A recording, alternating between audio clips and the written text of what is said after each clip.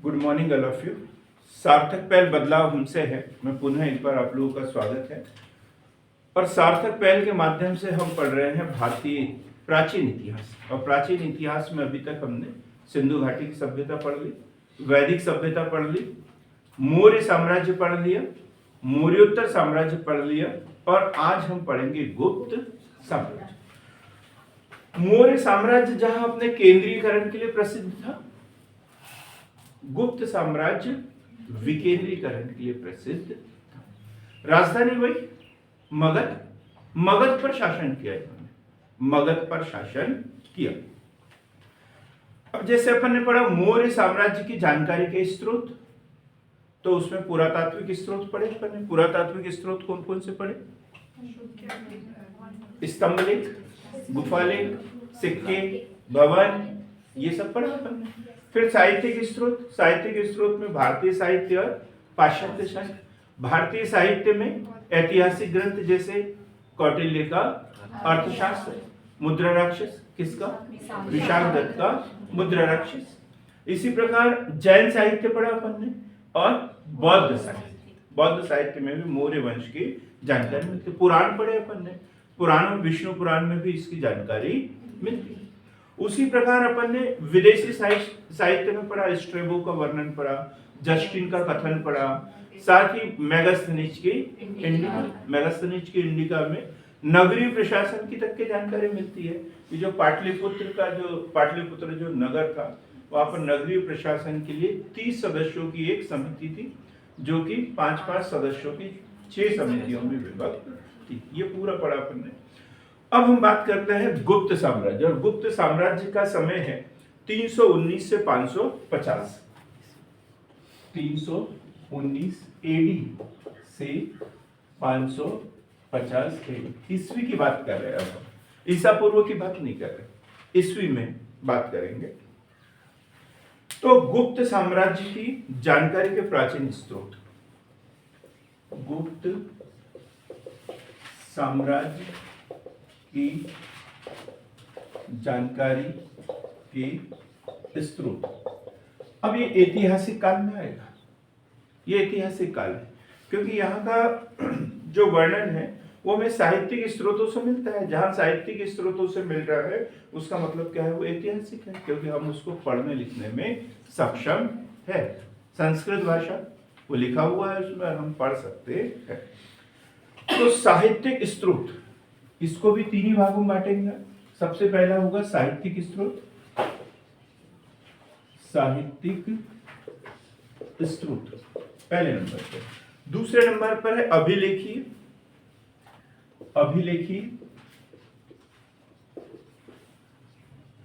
और तीसरे नंबर पर होगा विदेशी यात्रियों के विवरण, विदेशी यात्रियों के विवरण, विदेशी यात्रियों के विवरण। तो पहले नंबर पे अपन ने लिखा साहित्यिक स्रोत। तो साहित्यिक स्रोत में कौन कौन सा है? तो सबसे पहला है पुराण, पुराण, और पुराण में वायु पुराणों में जानकारी मिलेगी, विष्णु पुराण में भी जानकारी मिलेगी, और ब्राह्मण पुराण, ब्राह्मण पुराण में भी जानकारी मिलेगी। क्लियर एकदम? पुराणों की बात करें तो विष्णु पुराण, वायु पुराण, ब्राह्मण पुराण। तो यहाँ वायु पुराण क्वेश्चन ज्यादा महत्वपूर्ण है कि जैसे अलग, जैसे मत्स्य पुराण, इसमें सातवाहनों की विशेष रूप से जानकारी मिलती है, विष्णु पुराण में मौर्यों की ज्यादा जानकारी मिलती है, वैसे वायु पुराण में गुप्तों की ज्यादा जानकारी मिलती है। फिर हमने एक नाम पढ़ा था विशाख दत्त, विशाख दत्त। अब उस समय हमने ये चर्चा नहीं थी कि ये किस काल का व्यक्ति है, किस काल का व्यक्ति है। हमने तो ये बोला था कि इसका जो ग्रंथ है मुद्रा राक्षस, उसमें मौर्य वंश की जानकारी मिलती है।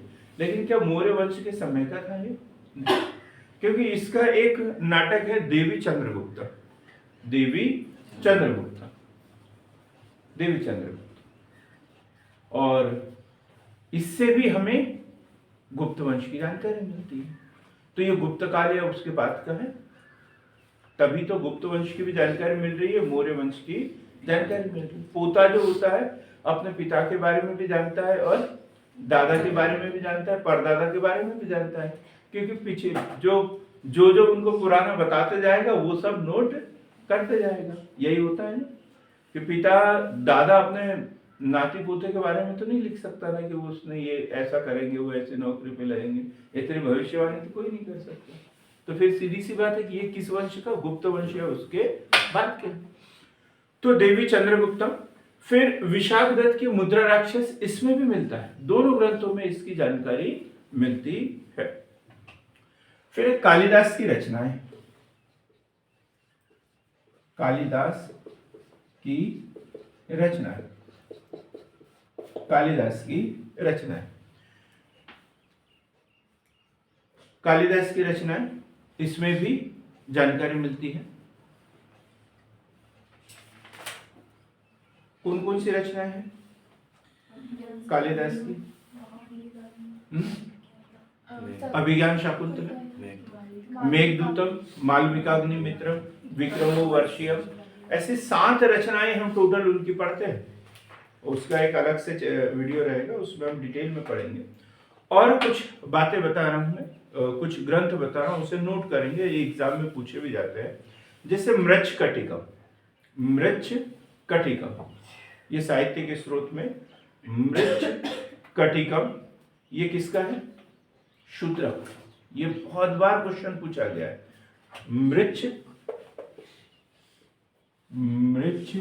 मृच्छकटिकम, ये इस तरीके से लिखेंगे, और इसके रचनाकार कौन है? शूद्रक, शूद्रक का मृच्छकटिकम। विशाखदत्त की 2 रचनाएं बताई मैंने, कौन कौन सी? देवी चंद्रगुप्तम और मुद्रा राक्षस, मुद्रा राक्षस। इसी प्रकार हम लिखेंगे भास, भास, भास एक रचनाकार थे, भास, और इनकी 2 रचनाएं हम पढ़ेंगे। स्वप्नवास वदता, स्वप्नवास वदता, भास की स्वप्नवास वदतम, ऐसा भी लिखे, संस्कृत के हैं ये, और 13 नाटक, 13 नाटक, 13 नाटक। फिर है वातस्यायन, वातस्यायन की रचना कौन सी है? वातस्यायन की कामसूत्र, कामसूत्र, इसमें जानकारी मिलती है। ब्रह्मगुप्त, ब्रह्मगुप्त एक रचनाकार है, ब्रह्मगुप्त, और इनकी रचना है ब्रह्म स्फुट सिद्धांत।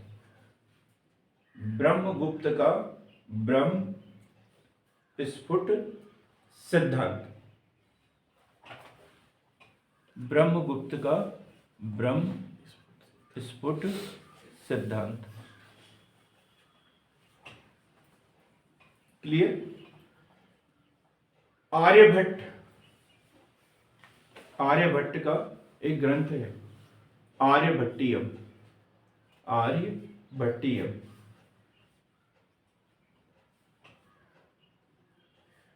वरामिहिर की रचना, प्रिय पता है आपको वरामिहिर की? पंच सिद्धांतिका और वृहत संहिता, वरामिहिर की 2 रचनाएं। बड़ा क्वेश्चन भी यहाँ पे बताऊंगा कौन सा बनता है, आप सिर्फ अभी नोट करते चलो।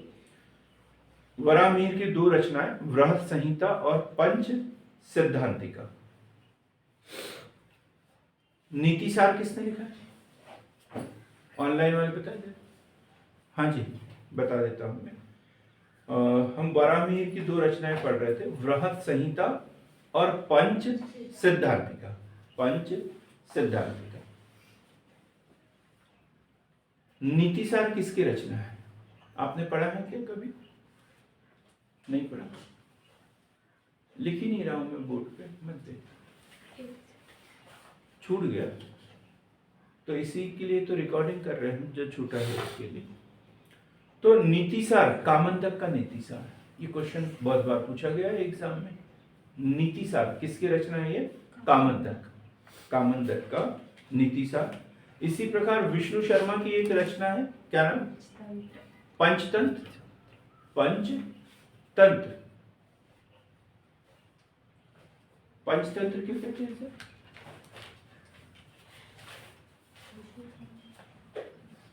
पांच कहानियां हैं इसमें, लोगों को शिक्षा देने के लिए अलग अलग कहानियां बताई गई, कहानियों के माध्यम से लोगों को जागरूक करने की बात की। जैसे संघभेद है, संघभेद एक कहानी है, दो बैल थे, वो बैलों वाली कहानी है इसमें, चलो उसे जान देते हैं अपन।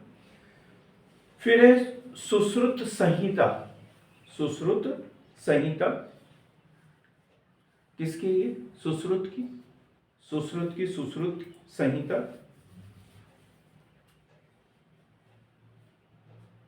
बेताल भट्ट थे इनके समय में, बेताल भट्ट, और इनकी रचना है सिंहासन बत्तीसी।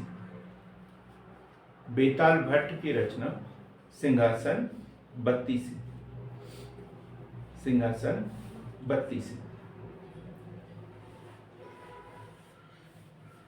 अमर सिंह, और इनकी रचना है अमर कुश, अमर कुश, अमर कुश। क्लियर एकदम? तो ये इतने सारे साहित्यिक स्रोत हैं इनके बारे में। अब ये पूछ लिया जाए कि अमर सिंह किस काल का है, तो हम राजपूत वंश में नहीं जाएंगे, सिंह देखकर गुप्त वंश का है। और चंद्रगुप्त द्वितीय के 9 रत्न हुआ करते थे, 9 रत्नों में से एक था। इसी प्रकार गुप्त काल की वैज्ञानिक प्रगति के बारे में बड़ा क्वेश्चन बनता है। गुप्त काल में वैज्ञानिक प्रगति लिखी है, तो हमें और कहीं जाने की जरूरत नहीं है, इसी में मिलता है, इसी में मिल जाता है। जैसे आर्य ब्रह्मगुप्त का ब्रह्म स्फुट सिद्धांत, सृष्टि की रचना कैसे हुई। इसी प्रकार यदि हम देखें तो आर्यभट्ट का आर्यभट्टीय गणित की बुक, साथ ही जो नक्षत्र विज्ञान, इसके बारे में जानकारी दी है, पृथ्वी गोल है, सर्वप्रथम इसी में बताया गया है। ठीक, इसी प्रकार वराहमिहिर की वृहत संहिता पंच सिद्धांतिका। तो ये जो वैज्ञानिक बुक है आज भी उतनी सार्थक है जितनी पहले थी।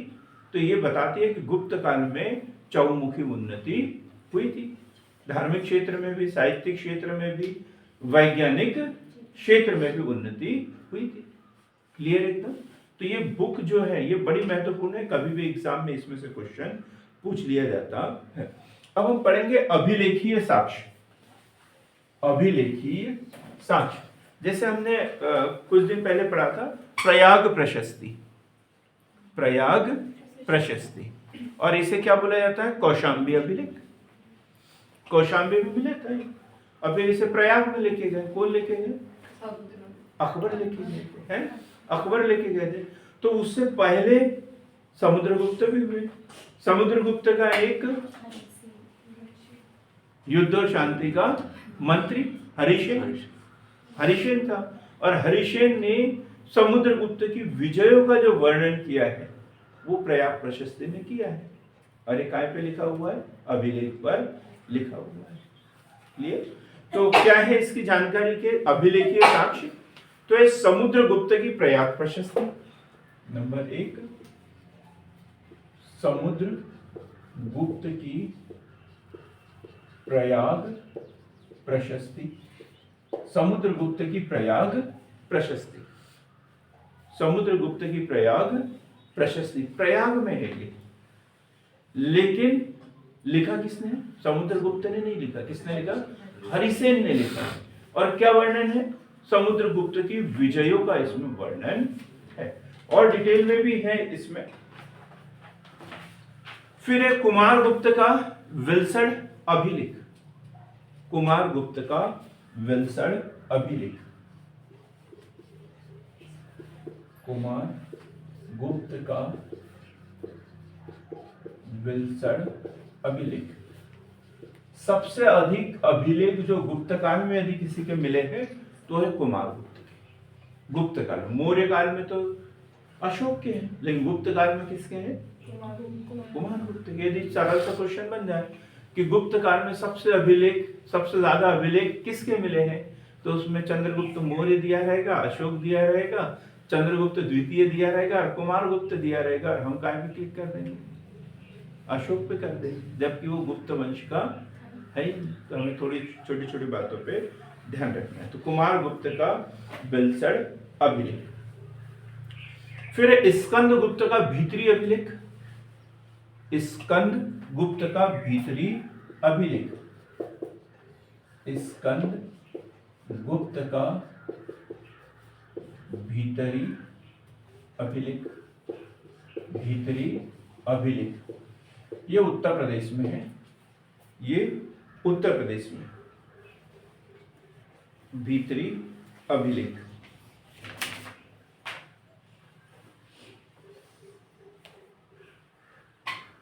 स्कंद गुप्त का भीतरी अभिलेख। प्रभावती गुप्त का पूना ताम्रपत्र।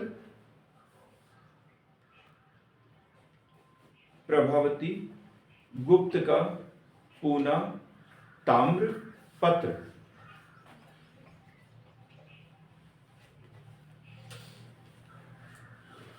प्रभावती गुप्त का पूना ताम्रपत्र कौन कौन से पढ़े अपन ने, जिससे गुप्तों की जानकारी मिलती है अभिलेखीय साक्ष्य में? समुद्रगुप्त की प्रयाग प्रशस्ति, कुमार गुप्त का विल्सण अभिलेख, स्कंद गुप्त का भीतरी अभिलेख और प्रभावती गुप्त का पूना ताम्रपत्र। प्रभावती गुप्त का पूना ताम्रपत्र। एक बड़ा महत्वपूर्ण है, सती प्रथा के साक्ष्य सर्वप्रथम कहाँ मिलते हैं? एरन। एरन कहाँ पर है? सागर में। तो क्या वहां क्या मिला ऐसा जो हमें सती प्रथा के प्रथम साक्ष्य मिले? अभिलेख मिला है। कौन सा अभिलेख है? किसी को पता है क्या? ऑनलाइन वाले?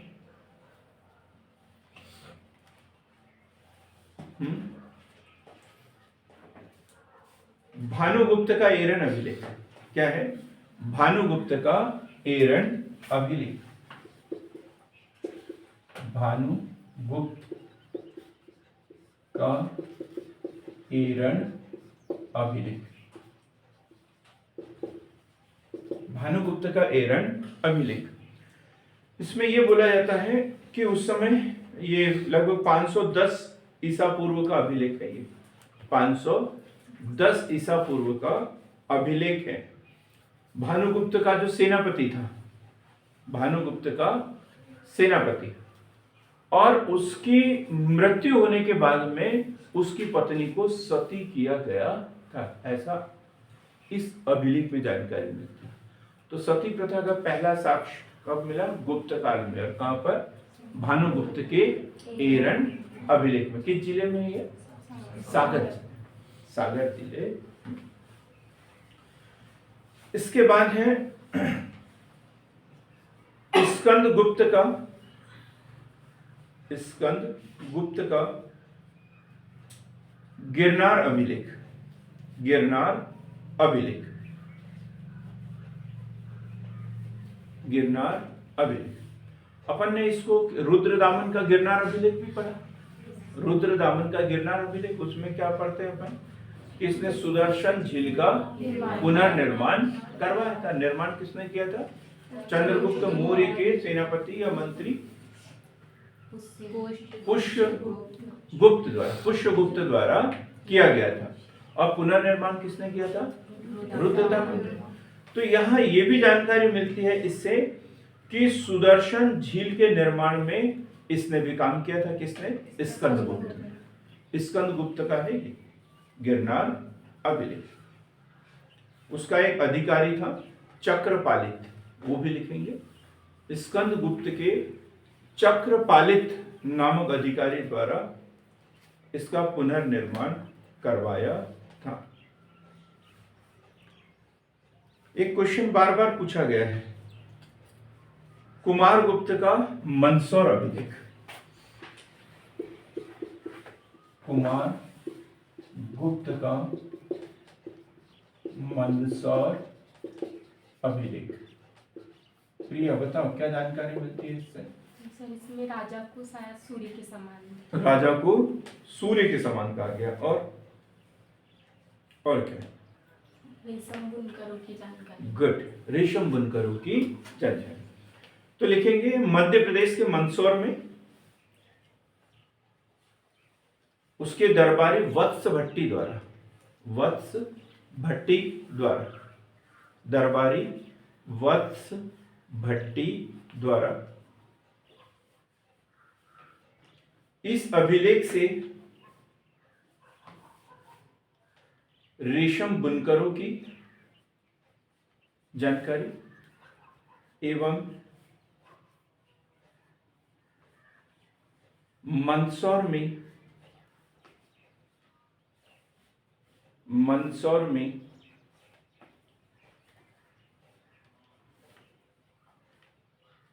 एक सूर्य मंदिर के पुनर्निर्माण कराए जाने की जानकारी मिलती है।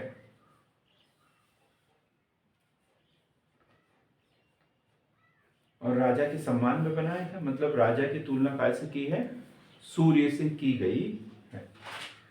और भी हमें इसके जानकारी के स्रोत मिलते रहेंगे, तो जिस सम्राट को हम पढ़ेंगे उसी समय उसका उल्लेख कर देंगे। ठीक, अब हम बात करेंगे विदेशी यात्रियों का विवरण। विदेशी यात्रियों का विवरण। तो अर्जुन किसके बारे में पढ़ेंगे? विदेशी यात्रियों के विवरण में कुछ भी मत बोला करो बिना सिर पैर के। हाँ धनेश्वर में आप बताएं। जो गुप्त काल में विदेशी आते हैं। हाँ तो कौन आया था वही तो पूछ रहा हूँ मैं। फायन, देखो आस्था को पता है। फायन चंद्रगुप्त द्वितीय के समय में आया था। फायु की उनकी बुक थी। तो विदेशी यात्रियों के विवरण में लिखेंगे एक तो फायन और दूसरा लिखेंगे वैनसॉन्ग। वैनसॉन्ग चूंकि हर्षवर्धन के समय में आया था, हर्षवर्धन के समय में आया था, लेकिन फिर भी उससे गुप्त काल का वर्णन मिलता है, गुप्त काल की जानकारी मिलती है। तो दो बातें इसमें हम पढ़ेंगे। अब क्वेश्चन बनता है गुप्त कौन थे? गुप्त कौन थे? जैसे मौर्यों के बारे में पढ़ा ना अपन ने, मौर्य कौन थे?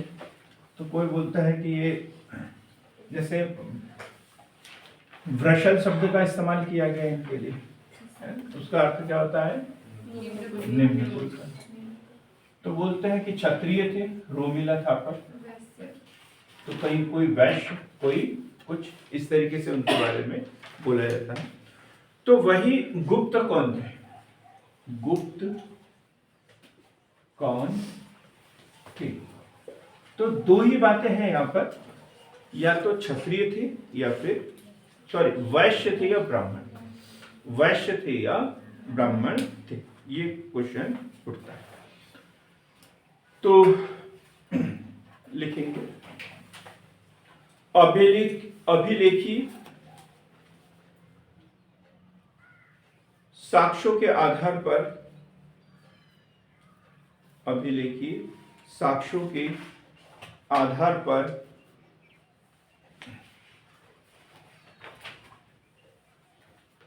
तीसरी शताब्दी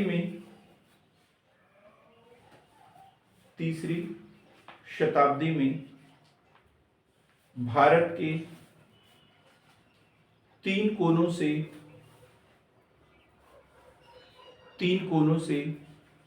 तीन नए राजवंशों का उदय हुआ। तीन कोनों से तीन नए राजवंशों का उदय हुआ।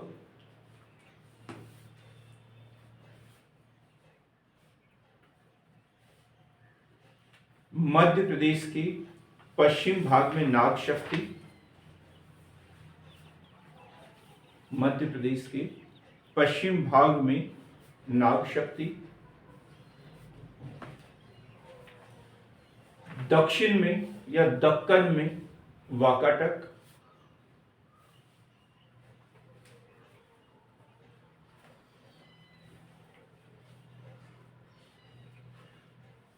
पूर्वी भारत में गुप्त वंश, पूर्वी भारत में गुप्त वंश,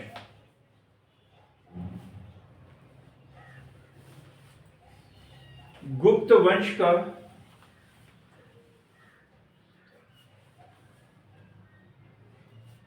आरंभिक राज्य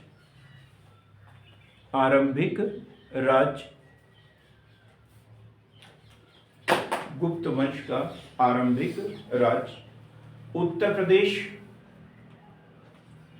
और बिहार में था।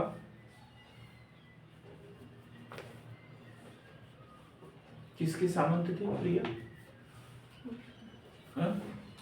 कुषाणों के। कुषाण, गुड, बहुत गुड। गुप्त संभवतः, ये क्वेश्चन बनता है प्री में, गुप्त संभवतः कुषाणों के सामंत थे, कुषाणों के सामंत थे। गुप्त वंश के लोग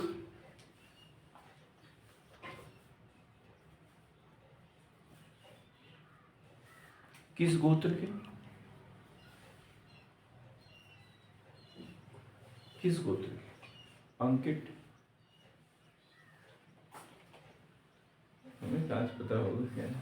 गरीब आदमी हम। सर ब्राह्मण धर्म हम धर्म की बात नहीं कर रहे हैं, हम गोत्र की बात कर रहे हैं। धरण, कौन सा गोत्र था उनका? धरण। धरण गोत्र के थे। यह उल्लेख चंद्रगुप्त द्वितीय की पुत्री, चंद्रगुप्त द्वितीय की पुत्री प्रभावती गुप्त ने, प्रभावती गुप्त के, कौन सा अभिलेख था इसका? पूना ताम्र, पूना ताम्रपत्र में या पूना ताम्रपत्र से मिलता है।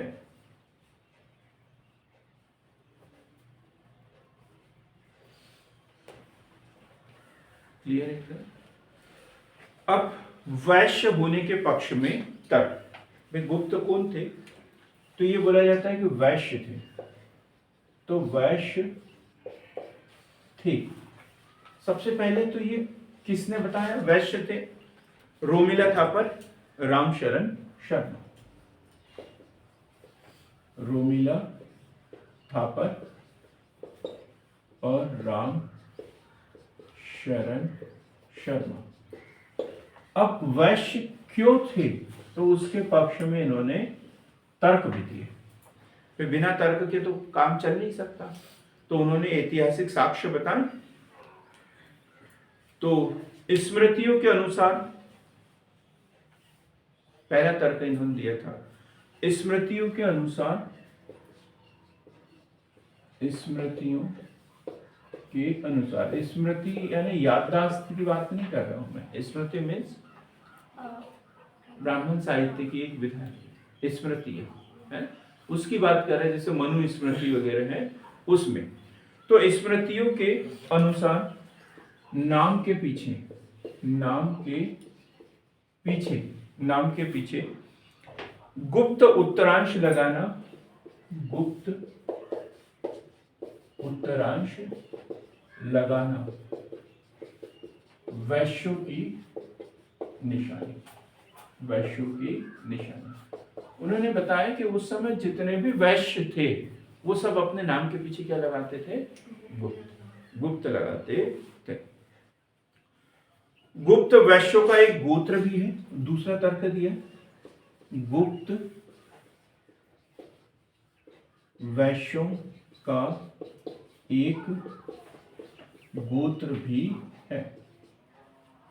वर्तमान में भी यदि हम देखें तो गुप्ता जो है वो इसी में आते हैं, लगभग इसी से संपर्क इसमें लगाया जाता है। फिर एक गुप्त वंश के संस्थापक, गुप्त वंश के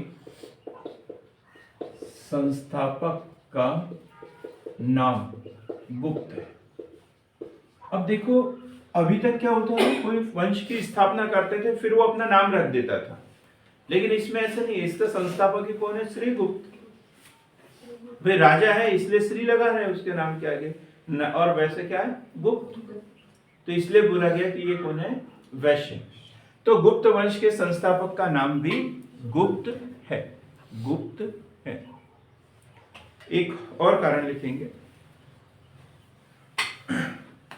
पहला क्या लिखा अपने? स्मृतियों के अनुसार नाम के पीछे गुप्त उत्तरांश लगाना वैश्यों की विशेषता है, निशानी है।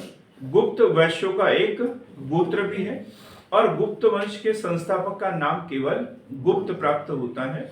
और आदर भाव से क्या जोड़ा गया उसमें? पहले श्री जोड़ा गया, तो क्या बन गया वो? श्रीगुप्त। तो इसलिए इसके संस्थापक कौन है? श्रीगुप्त। अब यहाँ एक क्वेश्चन का उत्तर दे दिया। गुप्त वंश की स्थापना कब और किसने की थी? कविता में किसने की थी? यहीं पे हुआ। गुड, श्रीगुप्त ने। और वो लिखा 319 ईस्वी में श्रीगुप्त द्वारा की गई थी। किसके द्वारा? श्रीगुप्त के द्वारा 319 ईस्वी में, ईसा पूर्व में नहीं, ईस्वी में की थी। अब ब्राह्मण होने के पक्ष में तर्क। ब्राह्मण होने के पक्ष में तर्क। कुछ लोग ब्राह्मण मानते हैं इसे, और वो है राय चौधरी। कौन मानते हैं ये? राय चौधरी। राय चौधरी ने बताया कि ये ब्राह्मण थे। पुष्यमित्र शुंग ने, पुष्यमित्र शुंग ने षट महिषी धारणी, षट महिषी धारणी, धारणी। अब धारणी क्यों लिखा हमने यहाँ पे? क्योंकि ये गुप्तों का गोत्र कौन सा था? धारण गोत्र था। और ये बोला कि धारण गोत्र में पुष्यमित्र शुंग के परिवार के लोगों के विवाह हुए, और पुष्यमित्र शुंग कौन था? ब्राह्मण।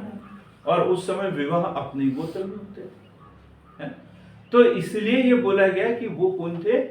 ब्राह्मण थे। क्लियर एकदम? तो क्या लिखा आपने? पुष्यमित्र शुंग ने षट महिषी धारणी में गुप्त गोत्र को ब्राह्मण वंशी बताया गया है। ब्राह्मण वंशी बताया गया है। दूसरा कारण लिखेंगे।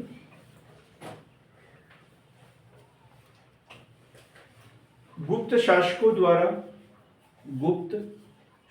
द्वारा अपनी पुत्रियों का विवाह ब्राह्मणों के साथ किया, जैसे, यह क्वेश्चन भी बड़ा महत्वपूर्ण है, जैसे चंद्रगुप्त द्वितीय की पुत्री, क्या नाम बताया था? मोहित जी बताओ।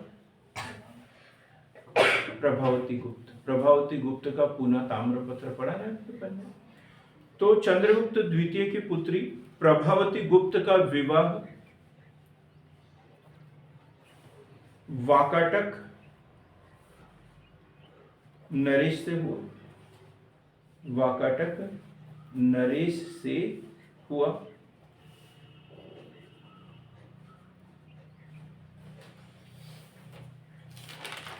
वही भानुगुप्त ने अपनी बहनों का विवाह ब्राह्मणों से करवाया था।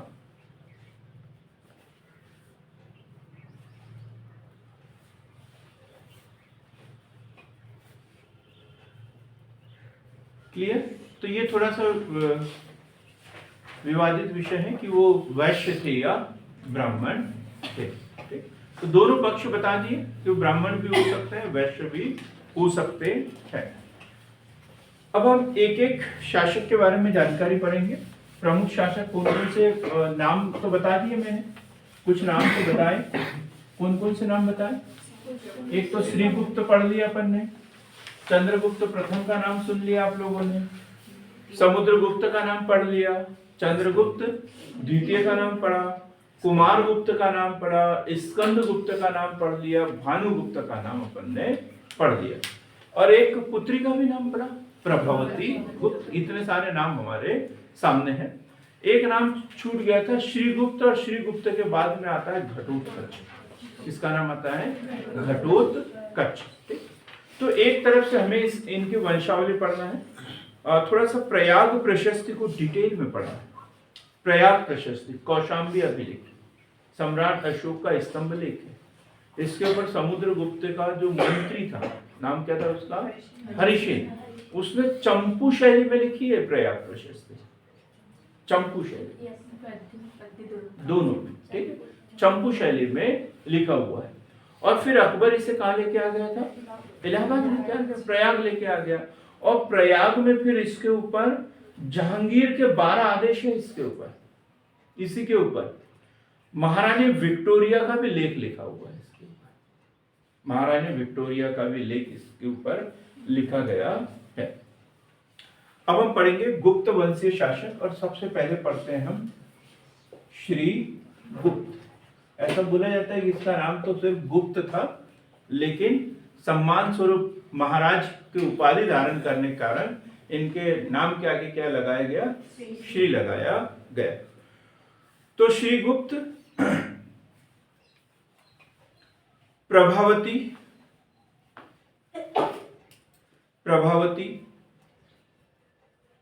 गुप्त के पुनः स्थित ताम्रपत्र अभिलेख के अनुसार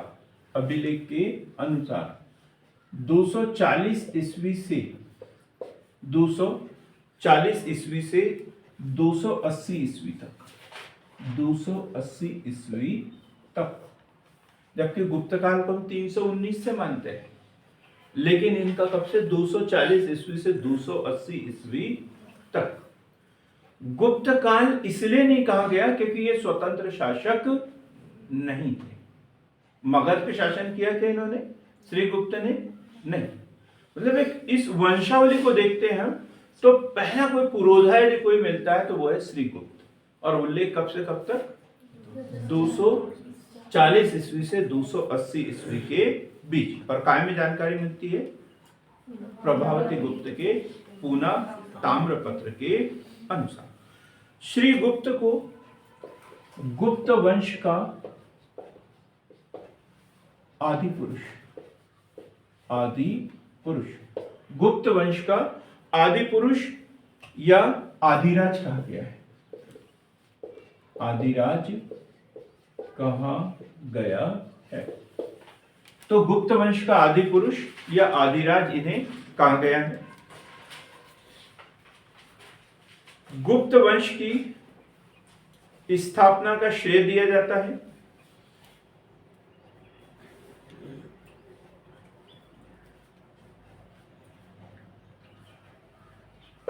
श्रीगुप्त ने महाराज की उपाधि धारण की।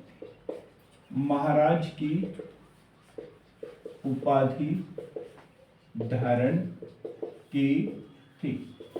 श्रीगुप्त ने महाराज की उपाधि धारण की थी। पहला व्यक्ति गुप्त वंश का जिसने महाराज की उपाधि धारण की थी। और महाराज किसको कहते थे? जो स्वतंत्र नहीं थे, स्वतंत्र सम्राट होता था, तो ये सामंत होते थे। अब सामंती व्यवस्था जैसे सातवाहन वंश, सातवाहन वंशों ने क्या किया, भूमि दान देना शुरू किया। अब भूमि दान दे दिया तो लोग क्या होंगे, भूमि के मालिक बन गए।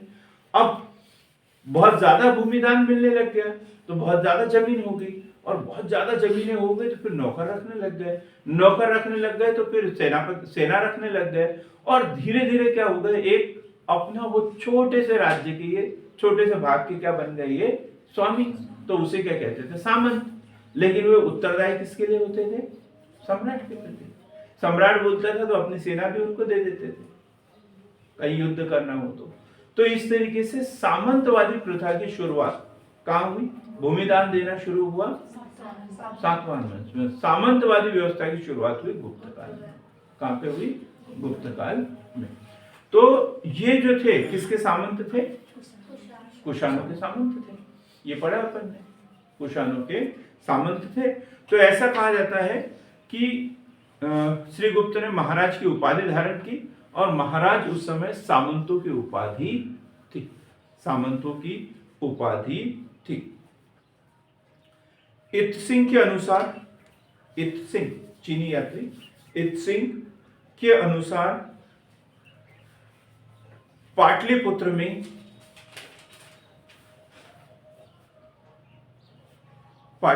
में मंदिर का निर्माण किया था श्री गुप्त ने। पाटलिपुत्र में मंदिर का निर्माण किया था। अब हम पढ़ेंगे घटोत्कच, दूसरा शासक घटोत्कच। किसी को पता है क्या कौन था घटोत्कच?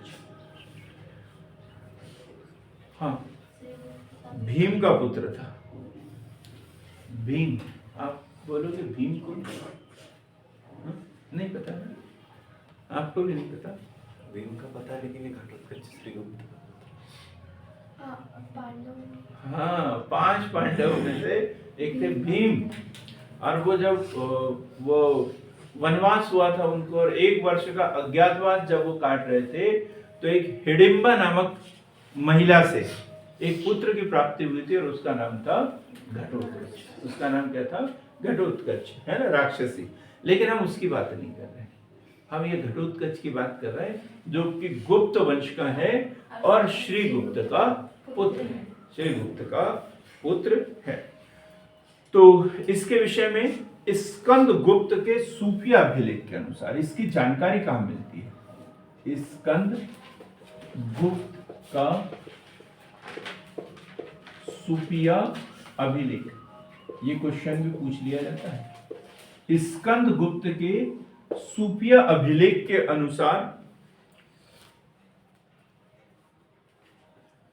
कोई कुछ बोलना चाह रहा है क्या? स्कंद गुप्त के सूफिया अभिलेख तथा प्रभावती गुप्त के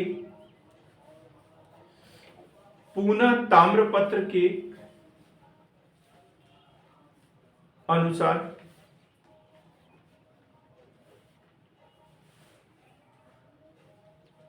गुप्त वंश का संस्थापक, गुप्त वंश का संस्थापक, देखो प्रभावती गुप्त के पूना ताम्रपत्र में श्री गुप्त को क्या बोला गया है? आदिराज या आदि पुरुष, ठीक है। लेकिन संस्थापक किसे बोला है उसने? घटोत्कच, ये याद रखना। अब यहां पर फिर श्री गुप्त को किसने बोला, किस अभिलेख में बोला गया है? तो वह प्रयाग प्रशस्ति, ऊपर वाले में लिख लो, प्रयाग प्रशस्ति के अनुसार ये संस्थापक था। प्रयाग प्रशस्ति में यह बोला गया है कि गुप्त वंश का संस्थापक श्री गुप्त है, लेकिन पूना ताम्रपत्र के अनुसार कौन था उसका संस्थापक? घटोत्कच।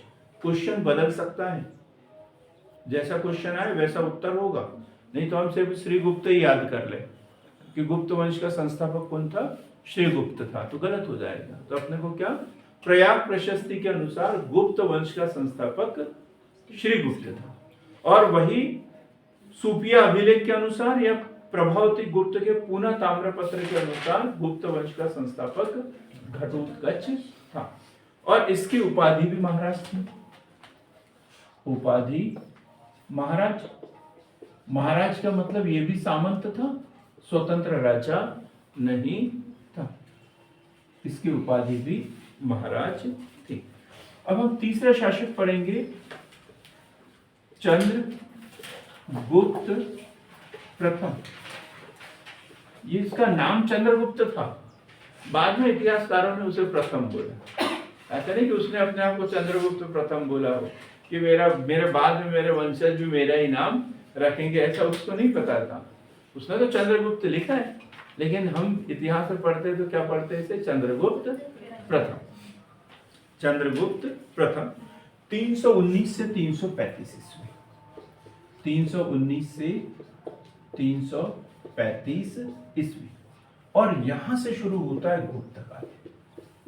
इसका मतलब यह है कि ये क्या हो गया, वास्तविक संस्थापक। वास्तविक संस्थापक। वास्तविक संस्थापक इसलिए कहा गया कि इसने महाराजा की उपाधि धारण नहीं की, इसकी उपाधि थी सम्राट की, चक्रवर्ती सम्राट की। तो मतलब अब ये किसके अधीन था, क्या नहीं। और अपनी स्वतंत्रता के लिए क्या किया, जैसे कनिष्क ने क्या किया था 78 ईस्वी में, क्या किया था, अपने राज्यारोहण के उपलक्ष्य में शक संवत चलाए। शक संवत चलाए थे ना 78 ईस्वी में। इसी प्रकार ये भी चक्रवर्ती सम्राट बना, तो इसने भी गुप्त संवत चलाया। क्या चलाया, गुप्त संवत। उसने शक संवत चलाया 78 ईस्वी में, और इसने गुप्त संवत चलाया, और एक नए युग की शुरुआत यहां से हुई है। तो एक बार क्वेश्चन बना था कि गुप्त संवत किसके द्वारा चलाया गया। 3 ऑप्शन तो एक जैसे ही थे। प्रिया बताए कि कौन से 3 ऑप्शन एक जैसे थे। हाँ हाँ जी, और चंद्रगुप्त मौर्य। 3, चंद्रगुप्त मौर्य, चंद्रगुप्त प्रथम और चंद्रगुप्त द्वितीय, और फिर समुद्रगुप्त। तो अब चंद्रगुप्त तो याद आ रहा था, लेकिन प्रथम है, मौर्य है, द्वितीय है, ये समझ में नहीं आ रहा था। तो मौर्य को तो हमने हटा दिया, क्योंकि मौर्य तो मौर्य वंश का है, गुप्त वंश से क्या लेना देना उनका, तो हमने उनको हटा दिया। पर बात यह आई कि इसमें महत्वपूर्ण जो है वो द्वितीय है। महत्वपूर्ण कौन है, द्वितीय। उसे विक्रमादित्य कहते थे। सिंहासन बत्तीसी के बारे में पढ़ा था, उनके विषय में ढेर सारी कथा कहानियां, उज्जैन में शासन किया, ये वो। तो हमने क्लिक कर दिया किसको, चंद्रगुप्त द्वितीय को, गलत हो गया। तो याद रखना, जो गुप्त संवत है वो किसने चलाया, चंद्रगुप्त प्रथम। चंद्रगुप्त प्रथम ने, कब, 319 ईस्वी। याद रहेगा बराबर। तो गुप्त वंश का वास्तविक संस्थापक महाराजाधिराज की उपाधि धारण की। महाराजाधिराज, महाराजाधिराज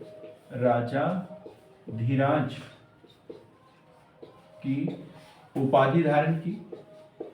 उपाधि धारण की। पुराणों में इसे कारस्कर कहा गया है, ये याद रखना। पुराणों में इसे क्या बोला गया है, कारस्कर। कारस्कर कहा गया है, ये पूछ लिया जाता है क्वेश्चन। गुप्त वंश में सर्वप्रथम सोने के सिक्के इसी ने चलाए।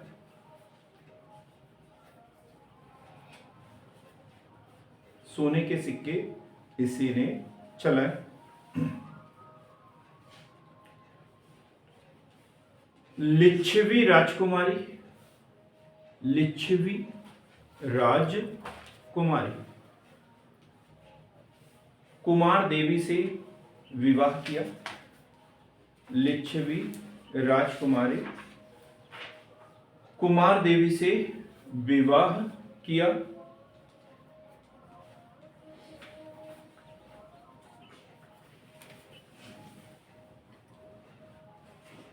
लिच्छवी मतलब उस समय का बड़ा वंश था, बड़ा वंश था, और ये बोला जाता था कि उस परिवार से रिश्ता जोड़ दो, आपका आगे का जीवन कैसे हो जाएगा, अच्छा हो जाएगा। जैसे अंकित को सलाह देते हैं लोग, है ना? आजकल लड़कों को सलाह देते हैं ना, नौकरी वाली लड़की ढूंढ लो, आगे का जीवन बड़ा अच्छा हो जाएगा। तो लिच्छवी वंश उस समय का, जैसे वाकाटक नरेश पढ़ा अपन ने, तो प्रभावती गुप्त का विवाह भी वाकाटक नरेश से कर दिया था, ताकि एक तरफ से हम सुरक्षित हो जाए। तो वैसे ही चंद्रगुप्त ने भी अपना विवाह किससे किया था? लिच्छवी पुत्री कुमार देवी से कर लिया था, ताकि उनको थोड़ा सा वहां से सपोर्ट मिलता रहे। अब क्वेश्चन है यहाँ पे, गुप्त संवत और शक संवत के बीच में कितना अंतर है? गुप्त संवत और शक संवत के बीच में कितना अंतर है? कितने वर्षों का अंतर है? हाँ? लगभग 400 वर्षों का। कैसे?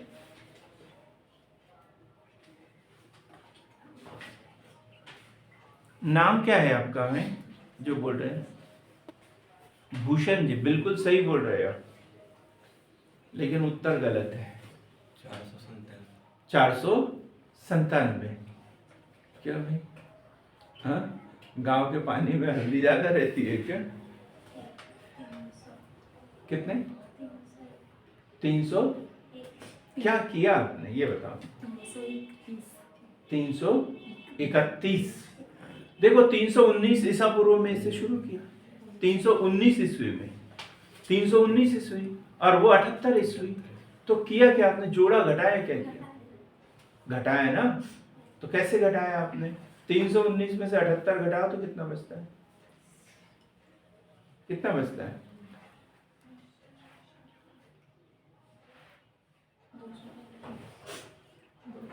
मेरे ख्याल से सारे मैथ्स वाले हैं यहाँ पर। अब ये देखो, ये है हमारा ईस्वी सन, है ना? और ये कहां से शुरू हुआ? 78 ईस्वी, और ये है 319। तो इसके बीच का गैप देखना है। हमने ये थोड़ी पूछा यहाँ पे 58 BC। अब 58 BC बोलते तो जोड़ देते, अब 58 BC बोलते तो जोड़ देते। अब इसलिए याद रखना, ये विक्रम संवत, शक संवत और गुप्त संवत, ठीक? विक्रम संवत से जब भी इन दोनों का संबंध करना हो तो फिर जोड़ना है,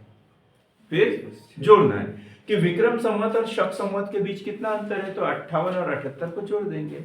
विक्रम संवत और गुप्त संवत के बीच कितना अंतर है, तो फिर 58 और 319 को जोड़ देंगे। और जब इन दोनों के बीच में कोई बात आती है तो फिर घटा देंगे। क्लियर हो गया एकदम में? अब क्वेश्चन बनते हैं ऐसे कि इसके बीच में कितना अंतर है, तो आप उसमें कंफ्यूज नहीं होना। देखो, विक्रम संवत के साथ में यदि चाहे शक संवत की तुलना करना हो या गुप्त संवत की, तब हम जोड़ेंगे, ठीक? और गुप्त संवत और शक संवत की बात आती है तो फिर घटाएंगे। क्लियर एकदम? आगे लिखेंगे अब समुद्रगुप्त। अगला शासक समुद्रगुप्त।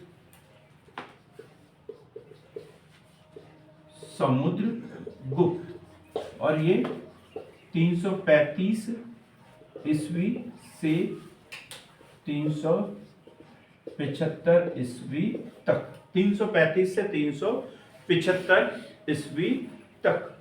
क्या कहा गया है हमें?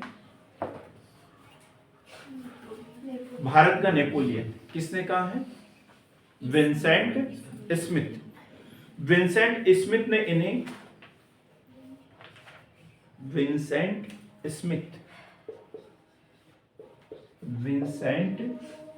स्मिथ, और इनकी एक बुक है अर्ली हिस्ट्री ऑफ इंडिया।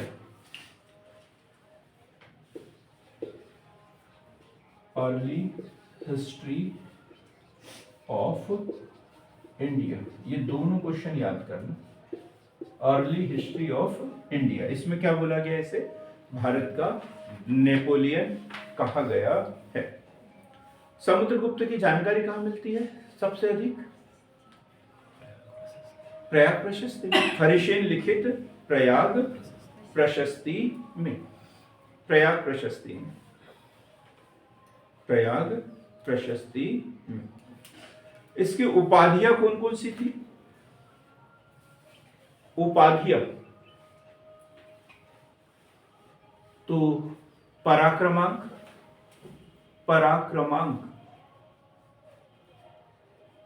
व्याघ्र पराक्रम, व्याघ्र पराक्रम और अप्रतिरथ, अप्रतिरथ, अप्रतिरथ, लिच्छवीय दौहित्र, लिच्छवीय दौहित्र की उपाधि इसके द्वारा धारण की गई। उद्देश्य, उद्देश्य क्या था इसका?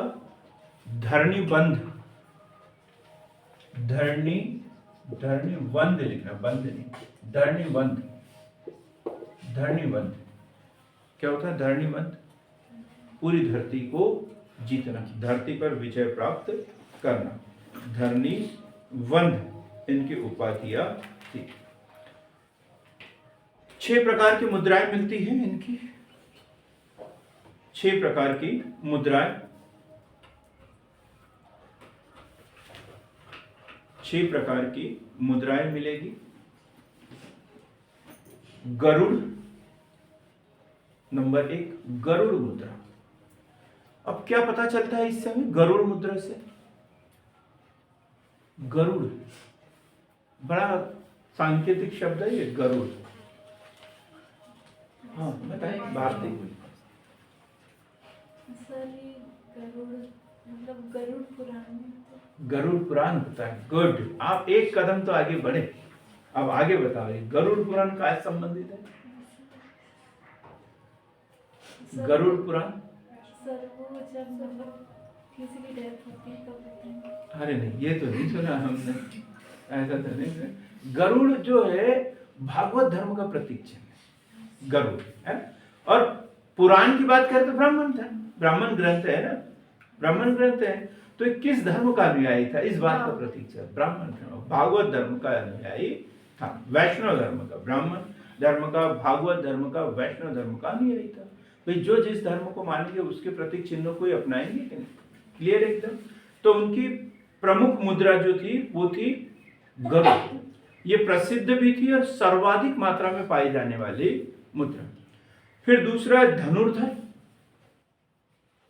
अब ये भी इसी धर्म के, भागवत धर्म के, भगवान श्री राम धनुर्धर, परशुराम इनका भी है, परशु। तीसरी मुद्रा कौन सी है? परशु।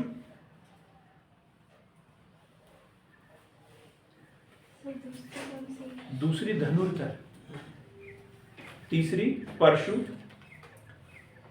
चौथी अश्वमेघ, चौथे प्रकार की मुद्रा अश्वमेघ।